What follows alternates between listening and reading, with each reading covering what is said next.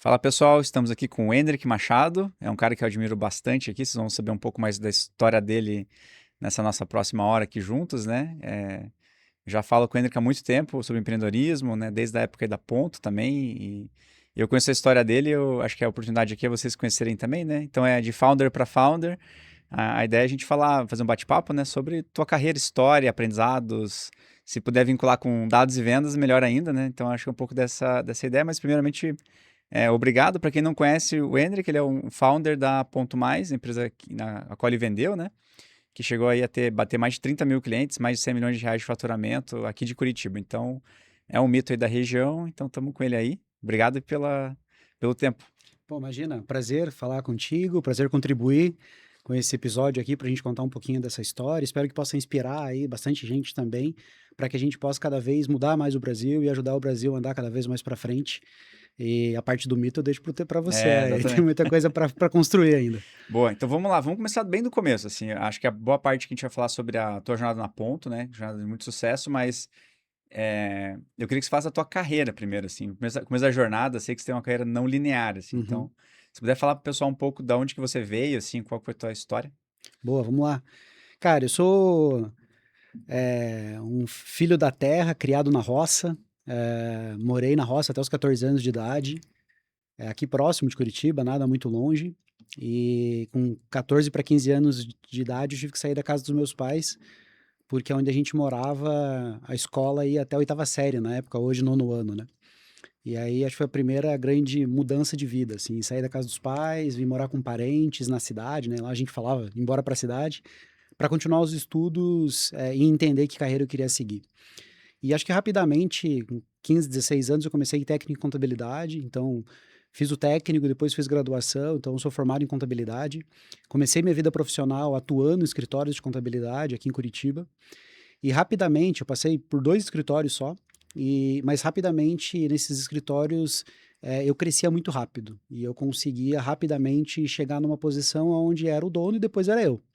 Falei, pô, tem um problema aqui, né? Ou eu mato o dono, ou tenho que abrir meu negócio, porque vai ser muito difícil continuar crescendo nessa carreira, porque o escritório de contabilidade normalmente tem uma estrutura mais enxuta, mais pequena. E acho que nesse momento ali, com 18 para 19 anos, eu recebi um convite para trabalhar numa empresa de tecnologia. E quando eu fui para trabalhar numa empresa de tecnologia, eu falei, poxa, o que que eu vou contar para minha mãe, né? Como que eu vou falar para ela que eu estou saindo da área de contabilidade para trabalhar com tecnologia?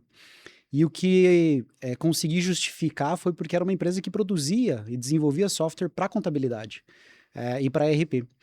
E essa foi uma grande escola. Eu fiquei lá 6 anos, passei por todas as áreas, desde atendimento, implantação, consultoria, vendas, canais, filiais. Fui morar em São Paulo para tocar uma unidade da empresa em São Paulo. Então, puxa, vivi um pouco de tudo. Foi uma escola de CEO, assim, eu falo que foi bastante diferente. Passei por um processo de venda, a empresa foi vendida para uma multinacional britânica em 2012, e depois eu decidi então sair para começar a empreender. E aí quando eu saí para pensar em novos negócios, em o que eu poderia fazer de diferente, eu quis conciliar as duas coisas, né? E o conciliar as duas coisas era o que eu tinha aprendido na contabilidade, o que eu tinha vivido lá e o que eu tinha vivido em tecnologia. E no escritório de contabilidade, uma das dores que eu tinha muito forte era o cartão ponto das empresas. Eu recebia lá um calhamaço de pontos, onde eu tinha que apurar aqueles pontos para entender quantas horas extras cada colaborador teve, horas faltantes, enfim, então aquele trabalho bem manual. E muitas vezes eu recebia pontos ali que estavam com informações faltantes. E quando eu ligava para a empresa para entender, puxa, o que aconteceu e tal, falava, coloca qualquer coisa aí, não tem problema. Como assim coloca qualquer coisa? E eu entendi que era um processo que estava bastante furado. E era algo do século passado, assim, que a gente poderia trazer muito mais tecnologia para lançar algo que fosse totalmente novo no mercado. E aí eu fui estudar um pouco mais de como fazer isso. Acho que o conceito de startup isso era 2015, então o conceito de startup ainda estava começando a engatinhar aqui no Brasil, pouquíssimas startups. Eu lembro quando eu montei a Ponto Mais, o pessoal perguntava, mas qual categoria é a tua startup? Eu falei, não sei, RH, ninguém se falava, né, de RH Tech, então acho que foi um processo realmente de evolução para conseguir chegar no início da empresa, começar a ter os primeiros clientes, as primeiras pessoas ajudando o time. Então, acho que foi uma jornada interessante aí para esse começo de negócio. Legal, e como é que foi o primeiro ano é a vida ou morte, né? O sonho do empreendedor no primeiro ano é não falir, né? E lutar para ter produto. É tudo muito difícil, assim, né? Como é que foi o começo da jornada na ponta, assim, entre até o produto mesmo? Você já tinha noção do produto bem na largada e essa estratégia, ou teve aprendizado também nesse comecinho, assim? Cara, acho que produto, eu tinha uma visão bem clara do que a gente deveria ter no nosso nossa primeira versão, assim. Então, Uhum. de ser um produto totalmente web, sem ter nada instalado, aonde eu não queria mudar a realidade da empresa na questão de registro de ponto. Então, se ela quisesse continuar registrando o ponto pelo relógio dela, eu ia integrar com esse relógio. Se ela quisesse usar o celular, eu ia ter um aplicativo para que ele pudesse registrar o celular. Se ele quisesse usar o computador, eu ia ter um webdesk onde ele iria fazer esse registro do ponto. Então, tirar ou diminuir as fricções que o cliente tem nesse início do negócio, acho que ajudam muito para que você consiga entrar. Acho que o entrar é sempre mais difícil. Uhum. Então, tirar todas as barreiras que você encontra no início, ele é bastante importante. Então, acho que no início, os meus ouvidos estavam sempre muito atentos para eliminar essas objeções. Eu ia muito de peito aberto para as conversas, e nesse início, muito com amigos, colegas, conhecidos, acho que nesse início, pouco de máquina de vendas e muito mais realmente ali em amigos conhecidos, e muito de querer entender, falar, não quero que se compre, quero que você me diga por que você não compraria. E as pessoas falavam, acho que é caro, acho que não vai funcionar, e aí eu, com essas objeções, eu voltava para casa, puxa, como que eu quebro essa objeção? Acho que meu dia a dia, no início do negócio, era esse. E aí, naturalmente, modelando o produto para que a gente chegasse lá. Foram 6 meses mais intensos de construção de produto dessa primeira versão para que a gente conseguisse lançar.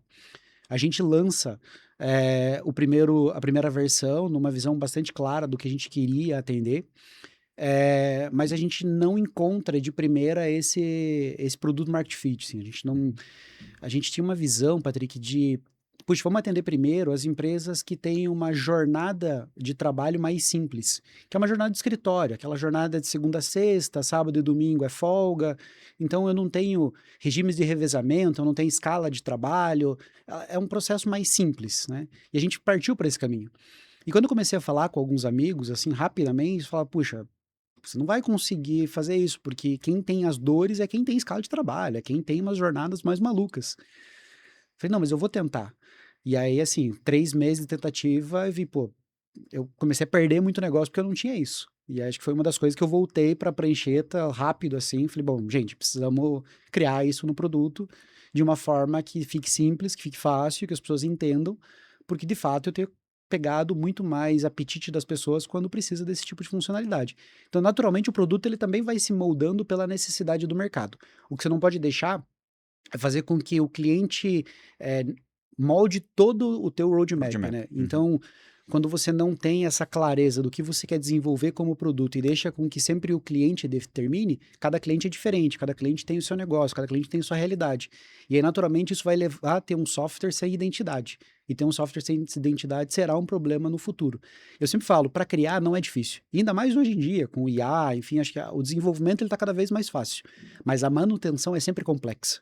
Então, como que se dá manutenção num cenário que você criou mais complexo possível? Então, eu sempre tentei simplificar ao máximo para que eu eliminasse qualquer exceção, para que a manutenção também fosse simples com a perenidade do negócio. Então, acho que essa é uma das dicas também que eu deixo do início, que é bastante importante. Você ter uma visão clara do que você está entregando, a tua proposta de valor, de qual o mercado que você quer endereçar, fazer ajustes ali que são pontuais para que você consiga acelerar a tua entrada no mercado, mas ao mesmo tempo não deixar com que só os clientes definam aquilo que será o teu produto, porque pode gerar uma crise de identidade grande na frente e uma dificuldade grande de manutenção. Uhum.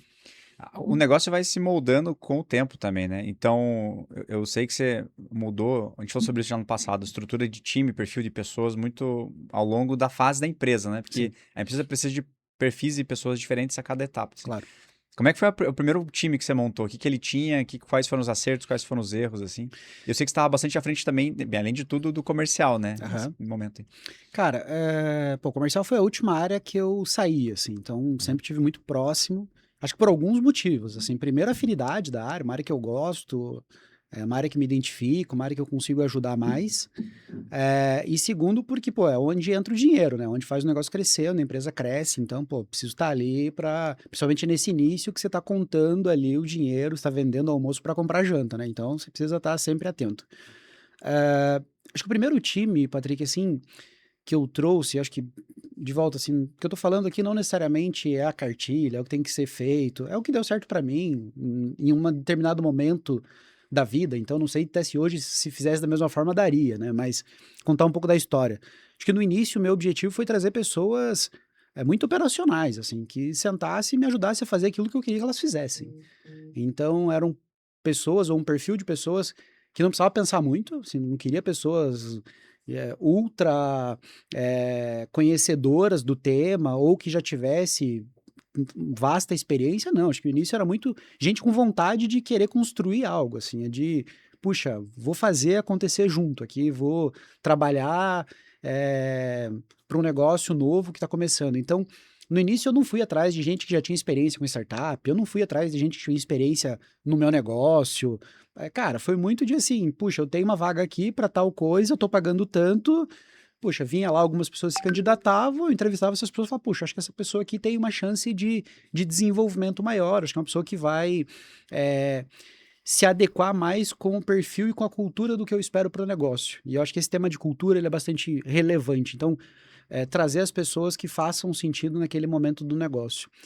Depois de um determinado momento do tempo, obviamente você vai começando a crescer, você vai começando a ter novos desafios, e isso vai precisando mudar esse perfil de pessoas. Eu precisava buscar pessoas com novas culturas para trazer diversidade para o negócio, para ter novos pontos de vista, e ao mesmo tempo buscar pessoas que já tivessem conhecimentos que talvez a gente não tinha em determinado momento da jornada para ajudar a superar aquele momento. Então, acho que o grande segredo aqui não está necessariamente qual é a pessoa que você traz, mas o que você precisa naquele momento, né? Você precisa de uma pessoa que já tem experiência, você precisa... E aí acho que alguns empreendedores cometem alguns erros, porque, pô, vou começar, não, já vou trazer alguém com experiência. Pô, mas uma pessoa com experiência, ela vai te custar mais caro. E aí você está disposto a fazer isso? Vale a pena? Às vezes, acho que esse é um tema sempre delicado, acho que não tem certo e errado, mas no meu caso eu falei, não, prefiro nesse momento preservar a caixa, trazer pessoas que eu consiga suportar e que ao mesmo tempo eu deixo o meu negócio, a minha esteira, o mais simples possível para que qualquer uma dessas pessoas consiga operar sem grande dificuldade ou conhecimento técnico. E com o passar do tempo, você vai evoluindo, vai construindo, acho que uma máquina cada vez mais sofisticada, tendo a necessidade do desenvolvimento dessas pessoas ou de trazer pessoas no mercado que já tiveram essa experiência para dar continuidade ao crescimento do negócio. No começo é muito amplificar o founder, né? Eu acho que é quase te dar mais braço para fazer o que você não tá conseguindo fazer e tempo, assim, né? Acho que é execução mesmo, A assim. No execução. começo, cara, é execução, assim. Você já faz, você precisa de mais gente fazendo aquilo que você está fazendo. Uhum. E aí o modelo, se perguntar assim, como que era o onboard no início do negócio? Não existia Não existia onboard, onboard. velho. Senta do meu lado aqui, vamos, Vambora. vamos junto, né? E naturalmente, poxa, mas dava certo? Dava, porque era muito pequeno. Então, assim, o nível de complexidade era muito baixo. É. Então, pô, dá para fazer. E você foi assim até com quantas pessoas? Cara, 25, 30 pessoas Que é ali. quando você trouxe o RH, mais ou menos? Foi ali quando eu trouxe o RH. Obviamente o RH veio. Hoje eu falaria que eu traria antes, assim, com 15, acho que eu traria um RH já, com uma cadeira de RH mesmo, porque para mim foi muito assertivo, não só montar o RH, mas dar protagonismo para o RH e na pessoa que eu escolhi para o RH. Obviamente o meu negócio estava dentro do RH, então era uma coisa importante.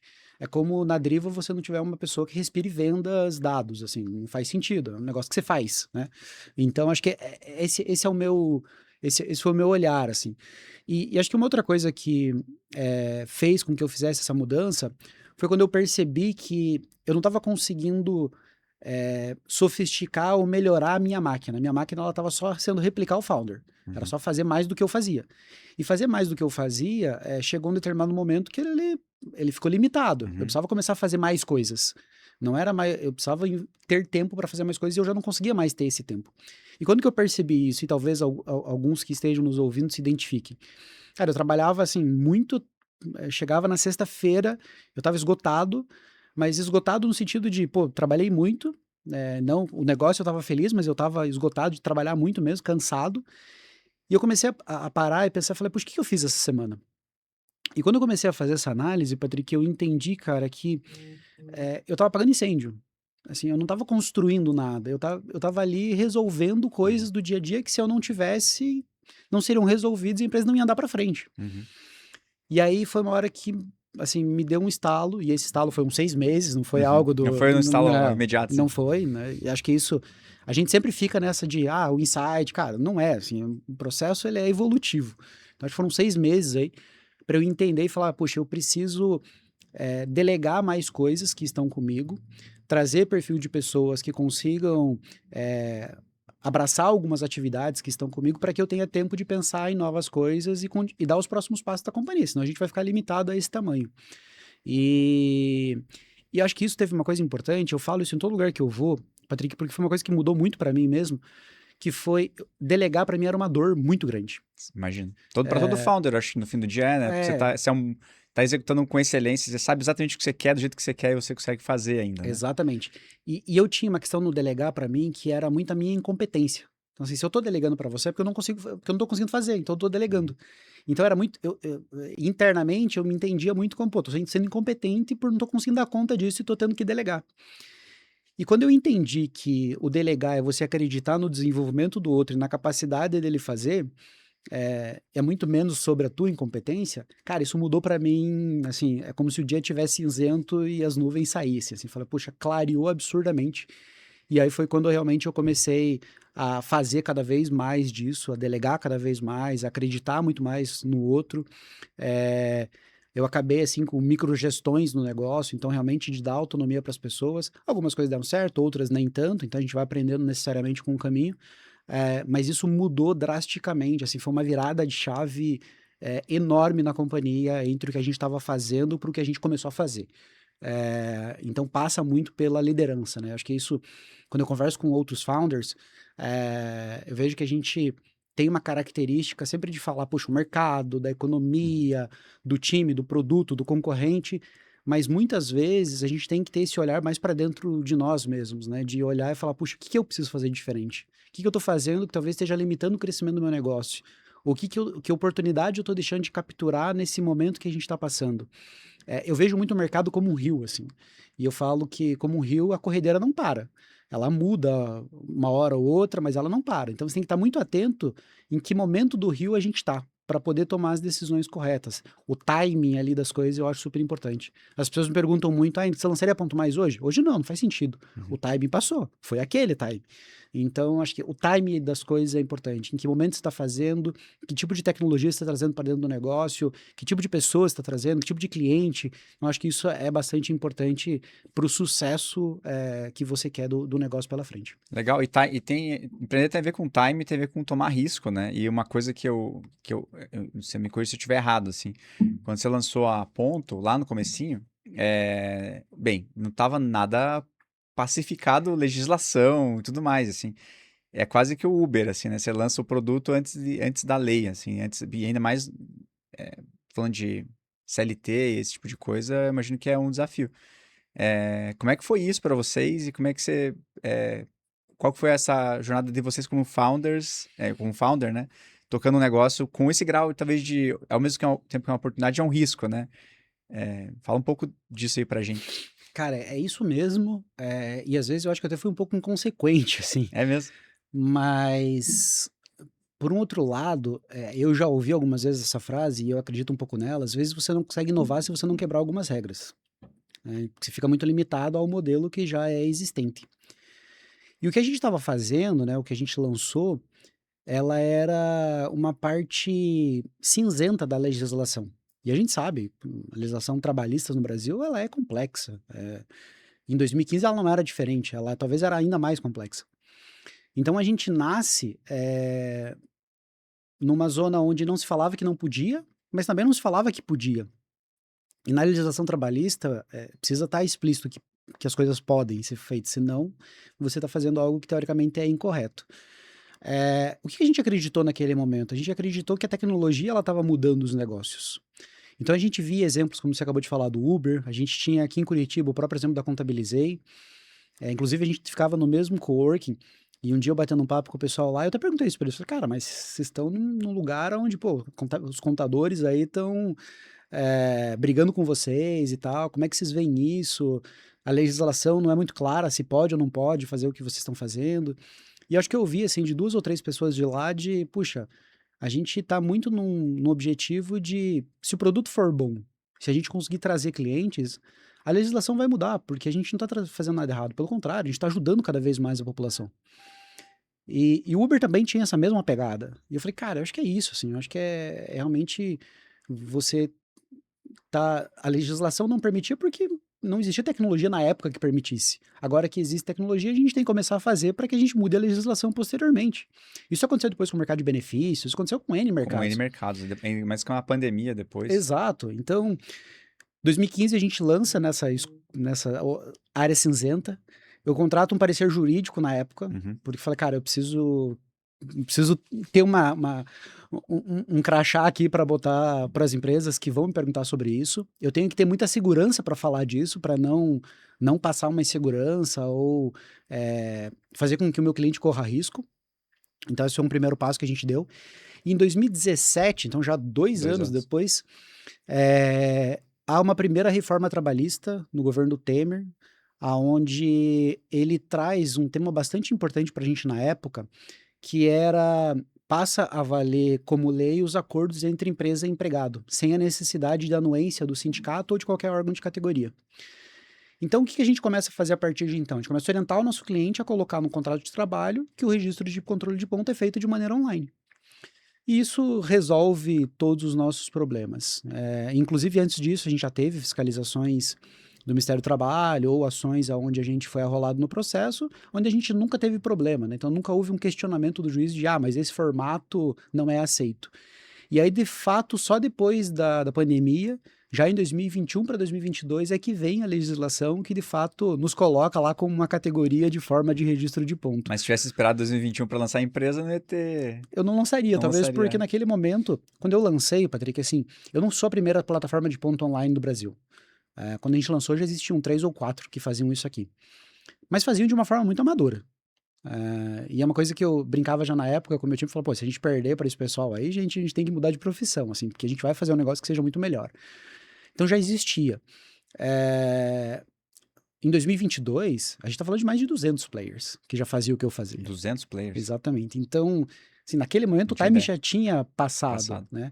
E a gente fala muito de curva de difusão de inovação, então, aonde estão os early adopters, aonde estão os grandes inovadores, qual é essa primeira camada, qual a segunda camada, quais são os retardatários. Então, é importante quando você vai olhar para o mercado que você está, qual é a curva de difusão de inovação que você está? Você está entrando em que momento? Se você está entrando da segunda camada para trás, se preocupa porque a vida do teu negócio é muito curta. E dificilmente você vai conseguir ter uma caminhada muito longa com esse negócio, né? Então, acho que é importante olhar para isso também. Legal. E falando de growth, assim, vocês tiveram. A gente deve ter testado algumas coisas, né? Alguns canais. Desde o começo a gente testa meio que tudo, vê o que funciona. Quais foram os aprendizados? Falando de. E você é um cara bem comercial, né? Então, imagino que você deve ter testado de algumas coisas aí. O que deu certo, o que deu errado? Eu sei que vocês acertaram muito a mão muito cedo em mídia paga, inbound, né? Uhum. Mas fala um pouco pra gente dessa parte comercial. Cara, eu fiquei à frente, eu falava com lead, assim, desde até os, sei lá, 3 mil clientes mais ou menos ali. Eu ainda... Até os 3 mil clientes. eu ainda puxava uns leads lá para falar, deixa eu ser o vendedor dessa conta. Até uns 3 mil clientes, o meu nome ainda estava lá no... Tava ranqueado. Tava ranqueado lá como vendedor. Então, E por que eu fazia isso? Não era para tirar o trabalho do time, não era para dividir o resultado, mas é muito para buscar e ter essa percepção do mercado. O que o mercado tá entendendo sobre a minha proposta de valor? Então, era muito mais do que vender, eu queria perguntar, eu queria entender o que estava acontecendo, por que ele me deixou o dado dele, por que ele fez um trial no meu produto, que dor que ele está sentindo, o que ele está olhando no mercado. Então, eu mais perguntava, e acho que vendas, muitas vezes as pessoas confundem, né? Acho que vendas é falar muito e não, é perguntar muito, para você entender realmente se o teu produto resolve aquelas dores que o cliente está sentindo. Ou até mesmo de fazer com que a pessoa perceba que ela tenha dores que talvez ela não tenha percebido até então, porque o mundo é como é desde então. E aí eu acho que na área de vendas, algumas coisas a gente tentou. Assim, a primeira, a gente tentou fazer um processo totalmente digital, sem humano no negócio, onde a gente viralizaria o produto e as pessoas começariam a usar porque se identificariam com a dor ou com a solução que a gente trazia para a dor delas. Isso não aconteceu, assim. E acho que a gente queimou uns bons 6 meses ali dessa estratégia, tentando fazer isso virar, isso não virava, assim. E aí eu comecei a entrar em contato com esses clientes para entender o porquê que não virava, né? Por que esse cliente até entrava no trial, mas não assinava o plano. E, e era muito a questão da legislação que estava envolvida, porque as pessoas falavam, puxa, eu não sei se isso é legal, eu não sei se eu posso, eu não sei se eu corro risco fazendo isso, não fazendo. E apesar disso estar muito claro e escrito no site, quando tem uma pessoa te falando, as pessoas naquele momento, em 2015, 2016, elas acreditavam mais, elas tinham mais essa confiança de, se der problema eu tenho o teu telefone, eu vou te ligar. Sei quem é você, né? Então acho que isso ajudou também a superar essa primeira barreira. E aí, quando eu comecei a perceber que isso dava certo, falei, bom, não tem jeito, eu vou ter que ir para um modelo mais de inbound, onde eu vou trazer esse lead através de conteúdo. E por que a gente foi para inbound? Acho que é importante falar disso. A gente tentou fazer mídia paga no início. Uhum. Mídia paga no início era muito barato. Tô falando de 2015. Então, putz, 11 anos atrás, hoje totalmente outro cenário. Naquela época era muito barato. E quando a gente tentou fazer, o mercado não entendia o que a gente fazia. Então, quando o cliente caía comigo, ele queria comprar o relógio ponto físico, ele queria comprar a chapeira, que é onde coloca o cartão de ponto manual, ele queria comprar esse cartão pardo, porque ele não entendia o que a gente fazia. Quando eu falava, não, você não precisa disso, você pode ter uma tecnologia muito nova, eu pegava um cliente totalmente desposicionado. Porque às vezes era a secretária, às vezes era o pessoal de compras, ele não entendia sobre aquilo que eu estava falando. E então eu falei, poxa, isso aqui não vai dar certo. E aí rapidamente a gente parou. Eu falei, cara, não dá pra fazer mídia paga. A gente vai ter que primeiro educar o mercado. E aí eu fui pegar muito o exemplo que a Resultados Digitais, né, a RD tinha feito no Brasil. Porque a RD ela começou lá em 2012, muito educando o mercado, que ninguém entendia de marketing digital no Brasil. Então lá fora se falava já muito, mas no Brasil ninguém tinha. E a RD trouxe muito esse conceito de trazer o marketing digital, de mostrar que isso era uma possibilidade, um canal de vendas para daí vender o produto dela. Falei, pô, acho que isso faz sentido. E aí eu comecei a educar muito o nosso mercado. Então, tudo que eu podia fazer de educação, desde o básico ali, de produzir blog, de fazer material, de toda a oportunidade que eu tinha de estar em palco falando sobre isso, sobre a necessidade de você realmente ter tempo para cuidar das pessoas e para ter tempo você precisava eliminar processos burocráticos e manuais no seu dia a dia. Não existia IA na época, então, puxa, como que a gente como fazia isso? Então a gente partiu para um processo de educação, e esse processo de educação fez com que a gente se conectasse com muita gente. E aí, naturalmente, as pessoas se conectam, porque elas entendem que está falando da área delas, da área que elas são expertises, e a partir do momento que elas se conectam, elas falam, poxa, que produto que você oferece? E elas começam a querer entender que produto você oferece e ver se realmente ela tem uma dor que você resolve. E aí isso começa a fazer sentido, e o modelo ali, a máquina do embalde, ela começa a girar. Até um determinado momento que o mercado começa a ficar maduro, onde a gente foi várias vezes. Vamos testar mídia paga agora. Ah, não deu certo ainda. Vamos de volta. Até uma hora que a gente fala, puxa, agora 2017 já, então 2 anos depois, que a gente começa realmente a plantar uma sementinha de mídia paga e mensalmente vai aumentando o budget, aumentando o resultado, tendo ROI e fazendo a coisa acontecer. Entendi. E o motor foi educação, mídia paga, educação, mas... E como é que foi a sequência? Foi até digamos, o final da jornada ali? Depois com a VR, acho que a gente deve ter mudado, porque eles têm uma base muito grande, Sim. né, dentro de casa fazer o cross-selling, mas até então, a saída, foi essa estratégia? Você escalou essa estratégia fortemente? Essa foi a principal. Uhum. O que a gente fez de diferente foi aí muito uma expertise que eu tinha. Na empresa de tecnologia anterior que eu tinha trabalhado, eu trabalhei muito com canais indiretos. Ah, canais. Uhum. Então, eu conhecia muitos canais indiretos que vendiam software para a área de contabilidade e RP. Então, muito próximo do que eu fazia também. Então, necessariamente tinha sinergia ali. E aí falei, poxa, eu não vou deixar isso na mesa. Então, já em 2016, ali, logo no início do negócio, então, máquina de embalde ainda, nem posso dizer que estava funcionando, a gente ainda estava testando muita coisa, eu já comecei canais.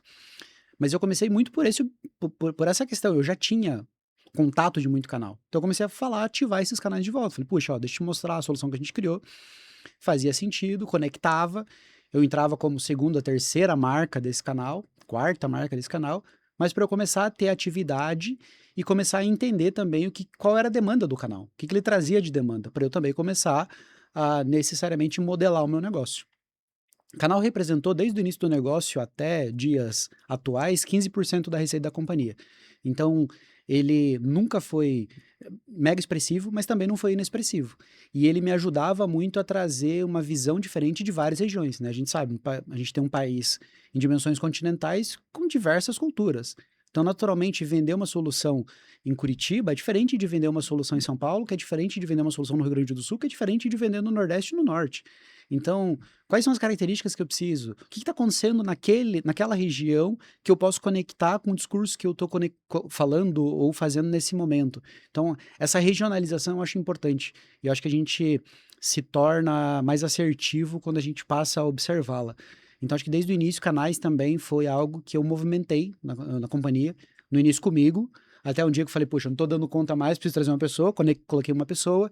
Depois eu olhei e falei, pô, essa pessoa não está dando conta, preciso de mais uma pessoa. E aí o processo foi andando até a gente ter uma área de canais bastante robusta. Já na época de VR, mais de 2.000 canais ativos. Então, bastante gente dentro fazendo oferta de produtos de uma forma bastante agressiva.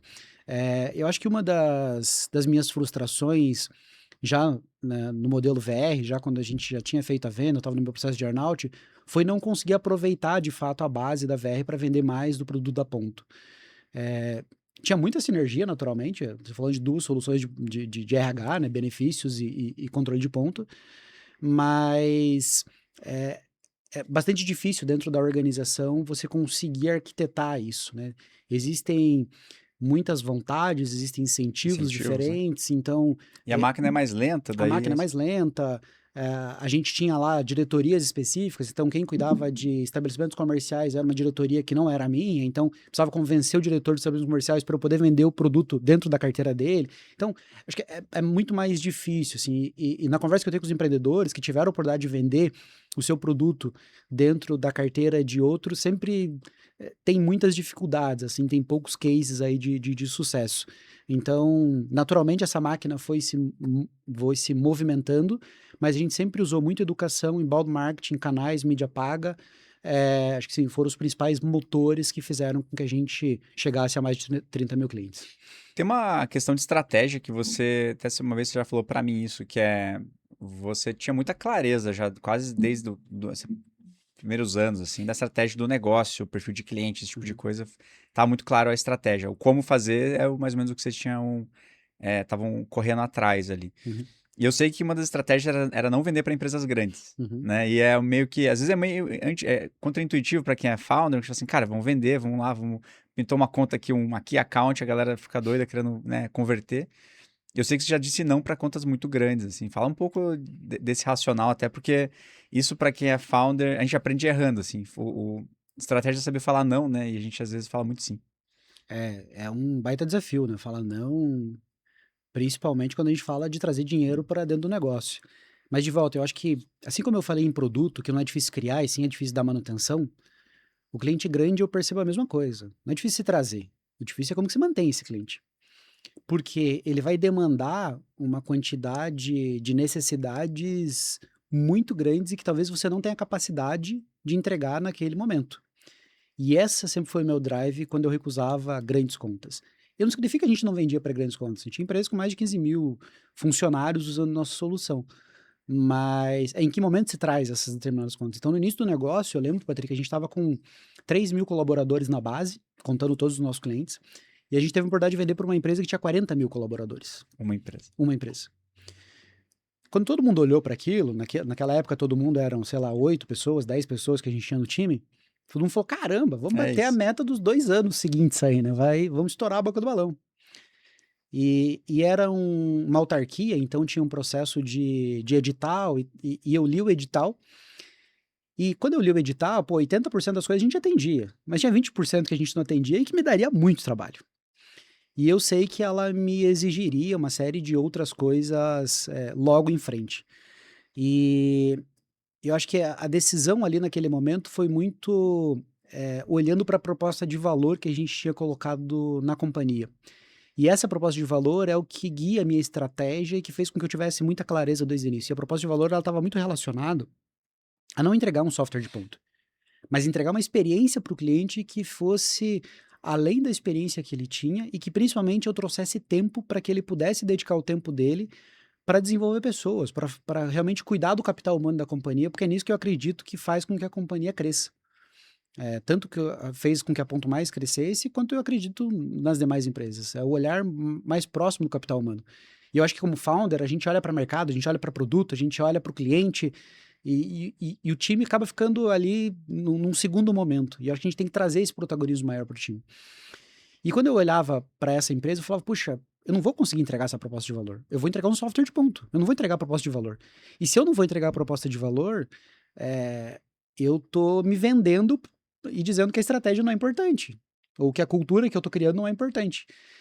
E então, naturalmente, foi sempre muito difícil. Eu conversei com essa empresa umas 3 vezes depois, assim, porque a gente deu negativa nesse processo. Eles não encontraram um player, abriram o processo de volta uns 3 meses depois, vieram falar com a gente. Acho que toda vez que eles vinham, eu balançava.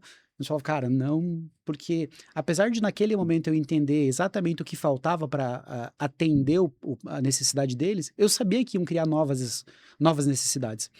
E isso ia nortear o desenvolvimento do meu produto. E eu tinha muito claro o que eu precisava fazer no meu produto para atender a grande massa de clientes que eu ainda queria atender, que era o PME. Então, e eu não tinha recurso suficiente para atender as duas coisas. Eu precisava escolher o que eu queria atender. Então, de volta, é certo ou errado? Para mim, eu acho que foi certo, mas como seria se eu tivesse escolhido o grande? Eu não sei, poderia ter dado certo também. Mas naquele momento eu preferi priorizar o pequeno e médio. Eu acho que era um público onde a gente tinha uma quantidade de empresas maiores no Brasil que de fato necessitam de ajuda, porque no Brasil você trabalha 7 meses no ano para pagar imposto, os outros 5 é para você conseguir pagar as demais contas e buscar lucro. Então, eu entendi que eu precisava realmente ajudar o empreendedor, e ajudar o empreendedor é focar no pequeno. Acho que o grande ele tem condição de buscar soluções até fora, que custariam naturalmente mais caro, mas que atenderiam a necessidade dele e ele tem condições de pagar. Já o pequeno, não. Assim, o pequeno ele precisa realmente entender qual é o custo no final do dia para que ele consiga honrar os compromissos dele. Então, foi nisso que eu me apeguei para recusar os Key Accountants, que veio. O primeiro Key Accountant entrou, a gente foi 2 anos depois, a gente já tinha uma base de umas 15 mil vidas, e entrou uma empresa com 5 mil. E eu lembro que foi um dia histórico, assim, pra gente, porque eu lembro, chamei meu CTO na época, falei, olha, a gente tá trazendo uma empresa de 5 mil, a gente tem 15 hoje, como que vai ser subir esses 5 mil? E eu lembro ele falando, tranquilo, manda aí que vamos bateu no peito e beleza, vamos subir. Isso era 10 horas da manhã num dia, a gente programou, falou, tá bom, vamos subir. Começamos a subir 10 horas, 10 e 10, caiu tudo, assim. Caiu tudo, caos. E eu falo que se quer saber qual é o caos ou qual é o impacto que causa na vida das pessoas, derrubar teu sistema. Derruba o sistema. Vê quem reclama. Como é que... Cara, absurdo, assim. Todo mundo procurando e liga e WhatsApp. E no começo caiu algumas vezes, porque no começo é muito... Você não vai deixar uma disponibilidade altíssima da tua infra, então você quer manter ali sempre no custo e você fica ali, controlando. Subiu alguma coisa errada no código, estourou, estourou por quê? É volume realmente ou é porque a gente errou alguma coisa aqui no código? E eu lembro que foi um caos, assim, a gente demorou uns 4 dias para conseguir de fato estabilizar, recalibrar, entender o que aqueles 5 mil trouxeram pra gente. Então, imagina você se naquela época a gente tinha 3 mil, tivesse trazido essa de 40, não sei como teria sido. Eu acho que a vida é feita um pouco desse CESA, né? Mas e se? Acho que o C não existe, existe o que a gente de fato decide e coloca para frente para fazer. Você falou de cultura e propósito, assim, eu sei que a Ponto tinha uma cultura bem forte e que você montou. Como é que foi a jornada de construção da cultura da empresa? Porque eu acho que isso é um ativo muito forte de qualquer empresa. E assim, a Ponto não deixa de ser uma empresa bootstrap no fim do dia, né? Então, você segura o talento e o time nessa onda também do que a gente está fazendo, do porquê a gente está fazendo, o perfil do time adequado. Como é que foi a construção da cultura e isso?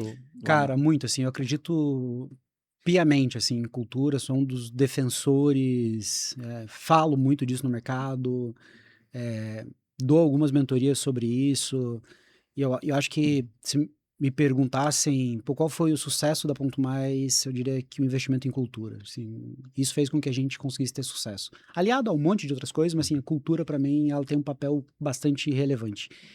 E a gente está aqui no Founder para Founder, e eu acho que é isso, assim, não é um papel que você delega, é um papel teu, assim. Puxa, mas eu não tenho essa característica, essa competência, então procure desenvolvê-la. Eu sempre falei que o empreendedor, ele precisa saber vender, né? Porque, pô, se você não sabe vender tua ideia, cara, você tem um problema. Não, mas eu vou contratar uma pessoa que vende para mim. Putz, vai ser mais difícil. E acho que a segunda coisa, além de vender, é olhar para a cultura, é ter esse olhar de cultura muito forte, muito aguçado e se desenvolver para isso.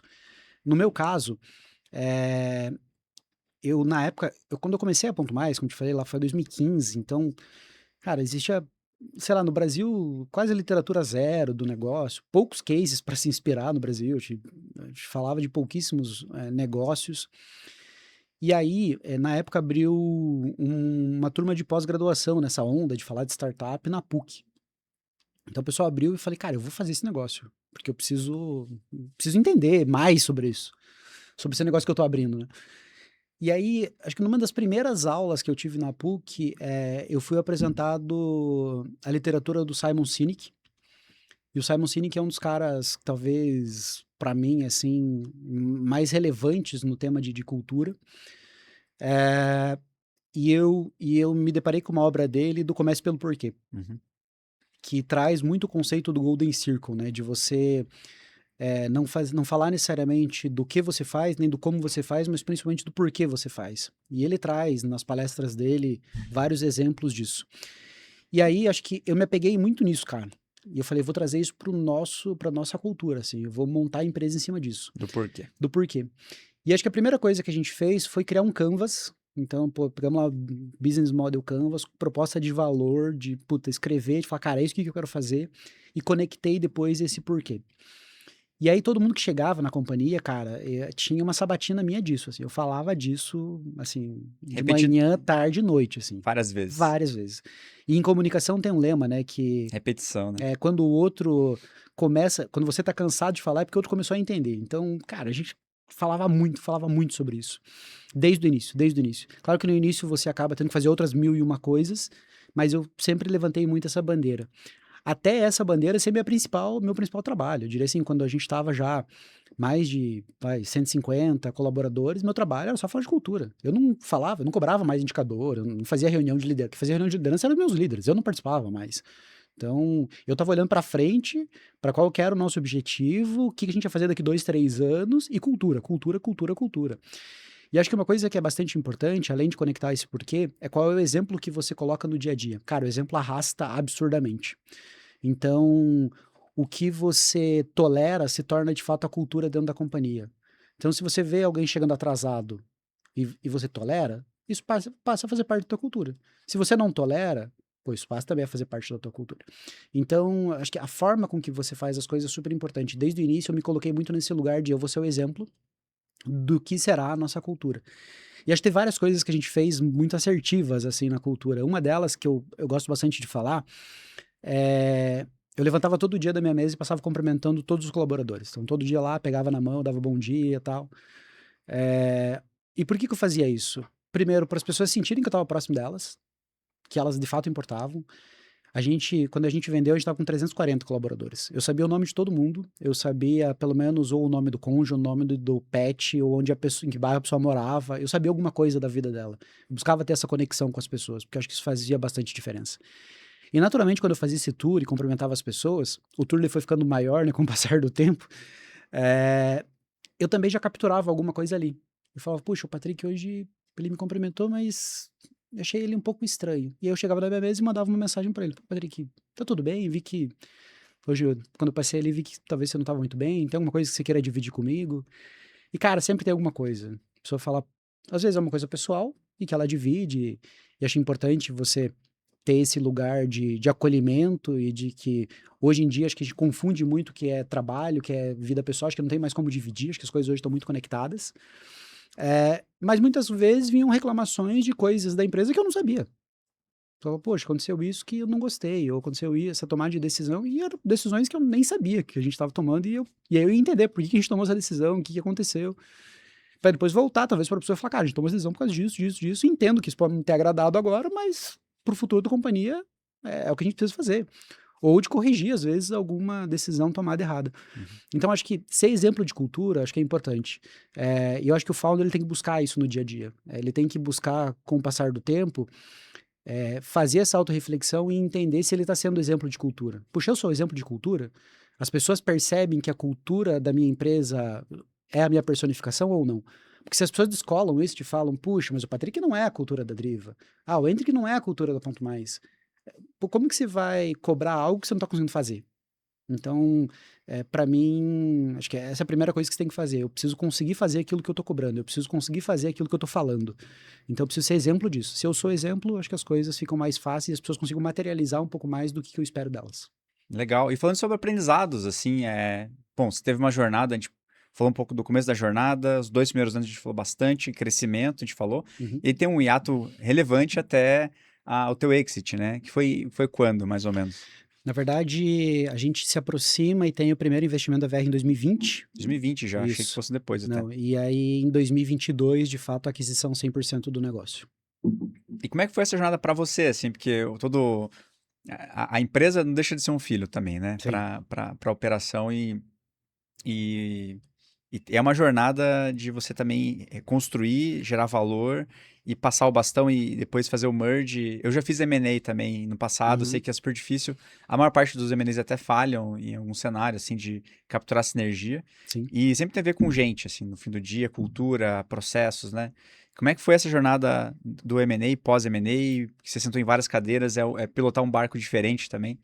Cara, quando a gente estava com 5.000 clientes, isso foi 2018, 2019, eu comecei a olhar para nossa carteira de clientes e falei, poxa, eu preciso vender alguma coisa a mais para o meu cliente.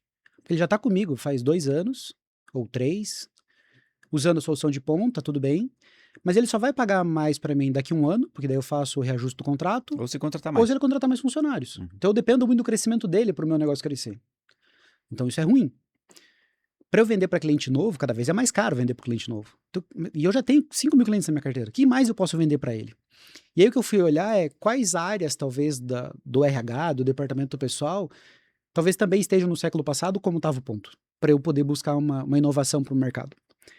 E aí, olhando para várias coisas, benefício foi um tema que me chamou a atenção. Falei, pô, benefício está concentrado em 4, 5 grandes empresas no Brasil, é como é já há alguns anos, e acho que tem espaço para a tecnologia fazer de uma forma diferente. E nesse processo de falar, pô, primeira coisa que eu vou fazer é entender desses players que já estão aí, dos tradicionais, o que, que eles têm, o que, que eles fazem, como eles fazem, para eu ver o que, que eu posso fazer diferente. E num bate-papo com a VR, uma das tradicionais aí do mercado, a gente batendo papo deu um match tão grande que eu não consegui falar com mais ninguém, assim. Nesse primeiro conversa, também acho que acertei o interlocutor, falou, cara, vamos conversar, porque a gente tem uma tese aqui. E eu caí numa tese que fazia muito sentido também pro lado da VR, porque a VR também estava nessa busca de. A gente precisa sair de benefício, Tecnologia. precisa buscar tecnologia. Pô, faz muito sentido.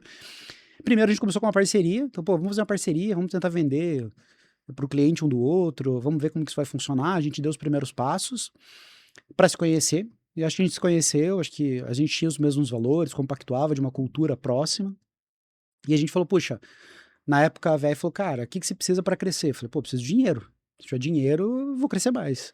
E ela faz uma primeira proposta fazendo uma injeção de capital na companhia para a gente poder crescer mais. O que eu não contava com isso, que foi bem quando ela fez injeção de capital em janeiro, em março começou a pandemia. Janeiro de 20, E aí começa a pandemia. Então foi um ano um pouco mais turbulento, mas mesmo assim a gente cresce 70% nesse ano. E aí a VR de volta olha para isso e fala, cara, esse negócio faz muito sentido pra gente. E já naquele momento a gente negocia uma opção de compra para 2 anos posteriores. 2 anos depois ela executa a opção de compra e faz a aquisição 100%. E eu fico depois como executivo mais 4 anos como executivo até aí o ano passado.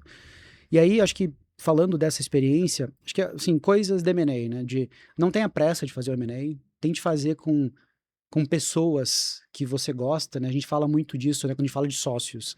É mais do com quem você faz do que o que você faz. Então, primeiro olhe para a pessoa que você está fazendo negócio, veja os cases dessa empresa, veja como foram as experiências anteriores de M&As. Acho que isso é importante. Vai demorar, não seja ansioso, assim, é difícil, é um processo que no final você tá, não quero mais fazer, né? Eu já tava assim, no final já tava tipo, se não for esse mês, não quero mais fazer, porque é documento para lá, é documento para cá, E assim, o nosso due diligence, ela foi muito tranquila, porque eu cuidava muito, assim, do processo, como contador, Contador, né? pô, tinha, então assim, tava tranquilo, mas é um processo que é Total. complexo.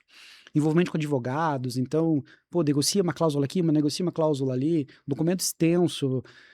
Se você é founder, nunca participou de um M&A, não queira fazer um M&A sozinho, assim, contrate uma boutique, uma assessoria, um jurídico que tenha conhecimento.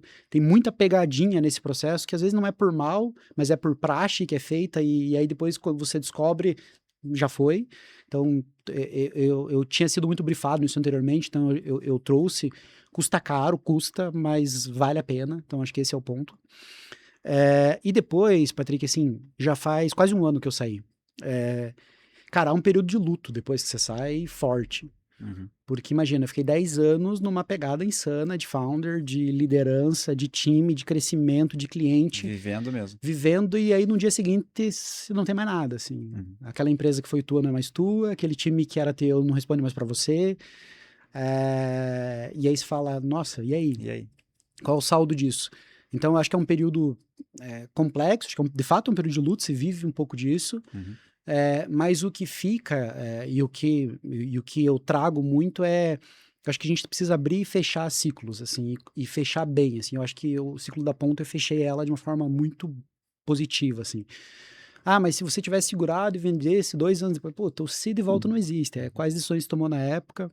E eu fico muito feliz com a decisão que eu tomei, acho que foi num bom momento. Aprendi muita coisa com o processo também do corporativo, dentro da VR, numa outra característica, num outro tipo de negócio. Naturalmente, assim, esse período do exit, ele pode te trazer normalmente dois caminhos, né? Ou o caminho de vou empreender de novo, gostei disso, é uma coisa legal. Ou, puxa, já fiz a minha parte, taxa de juros lá em cima, acho que vou manter aqui na segurança e não fazer novos negócios. Mas eu acredito muito nesse give back também, no devolver o que eu aprendi com essa jornada. Eu acho que o que se aprende na jornada é muito incrível. E hoje, em toda a oportunidade que eu tenho de estar aqui falando, de estar conversando com outros founders, de estar olhando para os negócios e dando pitaco, eu gosto de fazer porque acho que facilita e traz uma visão diferente de fora, que faz com que aquela empresa possa ter, talvez, uma visão diferente para mais sucesso mais rápido. E sobre erros e aprendizados, assim, porque a gente já, quando você pega o que deu certo é super legal, mas a gente sabe que no meio do caminho, assim, para cada acerto a gente erra bastante Uhum. e a gente aprende, né? O que você teria feito de diferente nessa tua jornada na Ponto? Ou, sei lá, fala um pouco sobre falhas, assim, o que a Aham. gente aprende com a falha dos outros também, né? Eu vejo que, assim como a cultura ela teve muitos acertos, para que ela pudesse ter acerto, a gente teve alguns percalços no caminho. Então, eu acho que falhar no momento de trocar uma determinada pessoa Time. do Uhum. time é importante, assim, e é uma coisa que eu escuto muito conversando com outros founders. Às vezes a gente vai deixando, sabe? Tipo, Uhum. a pessoa não é aquilo que eu quero, não é aquilo que eu preciso, mas tá ali e eu tenho outras coisas para fazer, e aí eu vou levando, e aí aquilo acaba, ao invés de ir melhorando, porque a gente sempre tem essa ilusão de, não, vai melhorar, não vai melhorar. A tendência é só piorar. Ou você faz alguma coisa ativa para que de fato melhore, ou vai piorar. Então, acho que em alguns momentos, e isso mais no início da jornada, acho que depois eu aprendi, mas no início da jornada, eu falhei em alguns momentos, assim, de pessoas que eu deveria ter trocado mais rápido. De falar, puxa, essa pessoa não está performando, não é o exemplo de cultura, de comportamento que eu quero para dentro da companhia, e apesar dela estar numa área que esteja ok ou não, eu preciso fazer uma mudança para buscar aquilo que eu quero para o futuro do negócio. Então, acho que eu falhei nisso. Outra coisa que eu falhei, Patrick, foi muitas vezes de não ser assertivo nos feedbacks. No início do negócio, sabe quando a pessoa sai da tua sala e eu falei, puta, eu não sei se. Não tá claro. Acho que ela não saiu com o que realmente eu deveria ter falado para ela. E aí, quando eu falava do Patrick, sei lá, pro meu RH, eu falava de um jeito. Quando eu sentava pra falar com o Patrick, eu não conseguia falar do mesmo jeito. Eu falava, pô, isso tá errado. Eu preciso equilibrar aqui o meu discurso. Ou eu assumo qual é o discurso e consigo falar para as duas pessoas do mesmo jeito. E aí, quando eu consegui fazer essa virada de chave, foi muito importante. Primeiro, porque eu consegui transformar muito a vida das pessoas, delas saírem da sala entendendo realmente, puto, o que precisa mudar e como fazer essa mudança e, de fato, mudar. E depois a gente colheu os frutos disso juntos. até para aquelas pessoas que saíam entendendo, mas não acreditavam naquilo que eu falei, e elas decidiram falar, cara, então não funciona, cada um vai pro seu caminho, tá tudo bem, de volta, tá tudo certo. Mas a gente tomou uma decisão, melhor do que a gente ficar ali enrolando para algo para não fazer sentido, sabe? Então, acho que erros assim relacionados a pessoas estão mais nesse tema. O segundo erro que eu acho que eu cometi, o terceiro aqui já falando, por muito tempo, como a gente cresceu muito rápido, eu não desafiei o modelo que a gente tinha de operação. Então, basicamente, o que eu percebi? Eu percebi que, puxa, a cada, sei lá, vou chutar um número aqui, 500 clientes, eu precisava ter uma pessoa na área de atendimento. Então, esse modelo ele foi se replicando. 1.000 pessoas, 2, 3 pessoas, 1.500 clientes, 1.500 clientes, 3 pessoas, e assim por diante. E aí, com o tempo foi passando, ao invés desse número ir melhorando, porque você vai ganhando, teoricamente, mais expertise, escala, isso não foi piorando.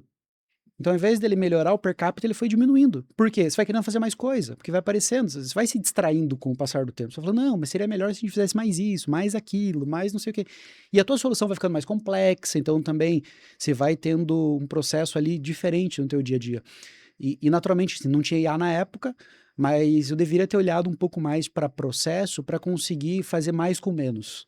Eu acho que a gente poderia ter gerado uma margem ainda melhor do negócio se eu tivesse olhado com mais calma para isso. Pra você ter uma ideia, quando a gente estava aí com 30 mil empresas, a gente estava falando aí de cerca de 70, 80 pessoas na nossa área de atendimento. Então, bastante gente.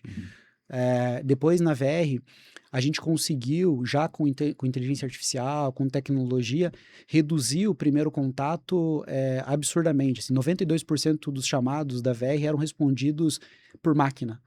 Não tinha contato humano.